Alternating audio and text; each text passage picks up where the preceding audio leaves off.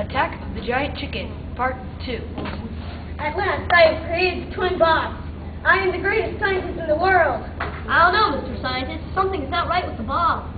Oh no! Stop, Bob! Stop! This looks like a job for the giant chicken. Quick, let's call the chicken before they destroy the world.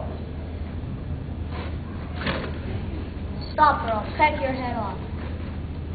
I don't think so. Prepare to fight!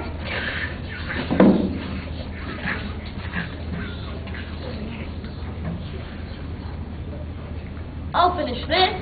Go, slowly!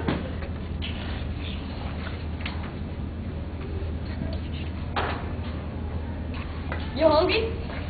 Yeah. Let's get something to eat. Helps talk about town. Good. You think we should invite the dragon and the unicorn? No, let's just go.